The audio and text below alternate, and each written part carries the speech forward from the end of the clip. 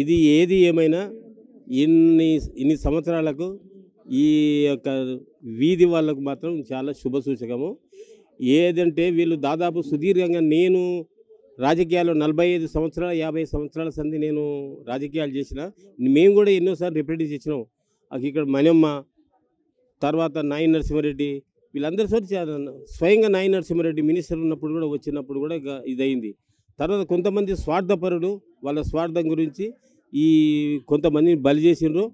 ఏది ఏమైనా ఈ మన రంగనాథ్ గారికి ప్రత్యేకంగా ముఖ్యమంత్రి గారికి మా తరఫున ఈ ఈ వీళ్ళ బస్సు తరఫున నేను ప్రత్యేక ధన్యవాదాలు. ఎందుకంటే నా నివాసం ఇక్కడనే ఉండే, వీళ్ళందరూ కూడా మేము ఇంట్లోనే ఉంటేవి చాలాసార్లు చేసినాము. కానీ కొంతమంది స్వార్థం వాళ్ళ డబ్బుల వల్ల స్వార్థం వల్ల ఇవి చేసిన కనుక రంగనాథ్ గారికి ప్రత్యేకమైన హ్యాండ్స్ అప్. అంటే ఇక్కడ స్థానికులను అడిగితే, ఇంకా మీతో పాటు ఉన్న వాళ్ళని అడిగితే ఏదైతే అక్కడ అడ్డుపడుతున్నారు కాబట్టి వాళ్ళు ఏమంటున్నారంటే, కంప్లైంట్ ఇచ్చిన వాళ్ళు మీ అంత చూస్తాము అనే విధంగా, అంటే ఒక ప్రత్యేక గ్రడ్జ్ ఏర్పడినట్టు. ఒకటి అంతు ప్రపంచంలో ఎవరిని చూడలేరు. రంగనాథం చూస్తారా, ముఖ్యమంత్రిని చూస్తారా?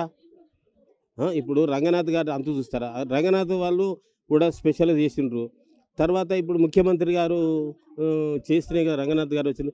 అంతు చూడరు, ఆనందం చూడరు. అంతు చూసేది ఎవరు చూడరు, భగవంతుడు ఒకడే అంతు చూస్తాడు.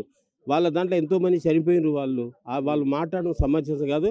ఏదైనా ప్రభుత్వంతో ప్రజలతోటి ఒకటి ఈ ఏరియాలో ఉన్నటువంటి ప్రజలు వాళ్ళు ఏరైతుండ్రో ఎవరు సమంజసం వాళ్ళతోటి మాట్లాడతారు. బలరం తెచ్చి ఇంటి ముందర కట్టేయడము, బలర పిండ కట్టడము. తర్వాత వాళ్ళందరూ ఎంతోమంది అక్కడ ఒక ఆయన బాబనాయన ఉంటే ఆయన 3 కొడుకులు ఉండ్రి. ఈ బలరు కట్టేయడం వాళ్ళని అమ్మని పెండాలని తిడితే వాళ్ళంతా అమ్ముకొని వెళ్ళిపోయినారు. మేము స్వయంగా ఇక్కడ చూసినాం కదా.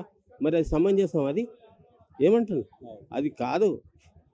తిడతారు, ఇవాళ ఉన్నది రేపు ఉండదు. అంతే జరిగింది.